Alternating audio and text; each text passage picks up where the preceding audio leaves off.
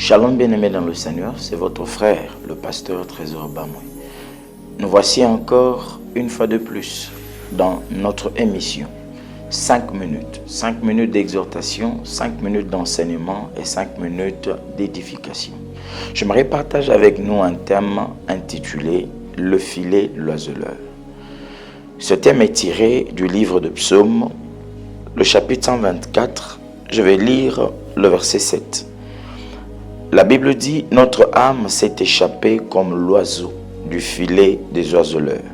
Le filet s'est rompu et nous nous sommes échappés. » Le psalmiste est en train de dire que son âme s'est échappée du filet des oiseleurs. Comment lui qui est un homme peut parler du filet, mais ce filet qu'on dispose pour attraper des oiseaux?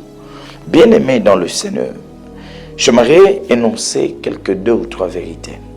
Le problème dans la vie, ce n'est pas de monter, mais c'est de rester pendant longtemps dans les hauteurs. Le problème n'est pas d'être béni, d'avoir un mariage heureux, d'avoir un travail prospère, de commencer un business qui est en train de prospérer. Mais le problème, c'est de se maintenir le plus longtemps possible. Parce que l'homme est comme un oiseau, comme un aigle. Il doit voler, il doit monter très haut. La Bible dit, mon serviteur montera, il sera élevé, il montera très haut et il sera haut placé. Mais comment fonctionne ce filet? Mais avant d'aller plus loin, j'aimerais d'abord le définir. Le filet de l'oiseleur, en fait, on fait référence à un piège que l'oiseleur utilise pour capturer des oiseaux. Au sens littéral, c'est un filet, parfois dissimulé ou associé à un appât, comme une cage avec un oiseau chanteur, utilisé par l'oiseleur pour attraper d'autres oiseaux. Mais dans la vie de l'homme, ce filet fonctionne de manière ci-après. Premièrement, vous allez voir la présence des esprits de contrôle.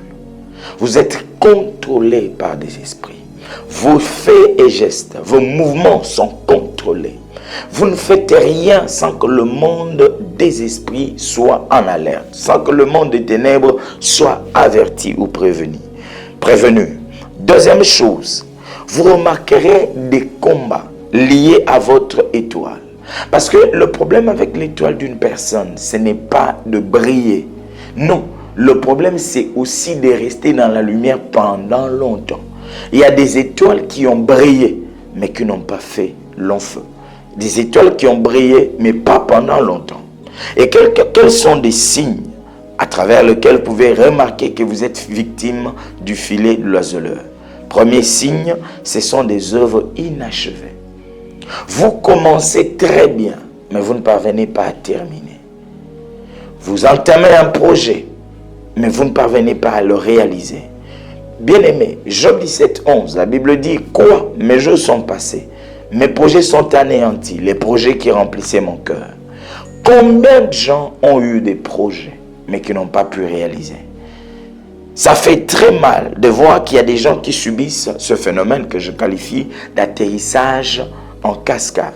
C'est-à-dire, ça peut bien décoller, mais le mauvais atterrissage vous attend. On vous attend à la conclusion. On sait que ça ne va pas aboutir. Mais autre chose encore, vous allez remarquer que vous êtes en train de stagner, de rester et de faire du surplace. C'est comme si votre vie était un cycle de routine. Vous êtes dans un cycle négatif dans lequel vous ne pouvez pas sortir. Mais avec Dieu, c'est possible de sortir. Parce que la stagnation, ce n'est pas votre vie.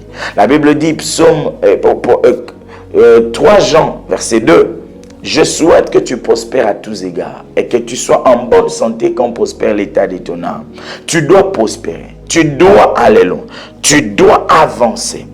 Quels que soient les liens de la famille, quelles que soient les réclamations, quelles que soient les mauvaises décisions ou les lois négatives qui te réclament, ta place est dans les hauteurs. Laisse-moi prier pour vous. Seigneur, je recommande mon bien-aimé qui est avec moi, qui me suit en ce moment. Père éternel, que le filet de l'oiseleur ne puisse pas l'attraper, que son étoile ne soit pas emprisonnée, qu'il puisse monter, qu'il aille très loin. Au nom de Jésus. Amen.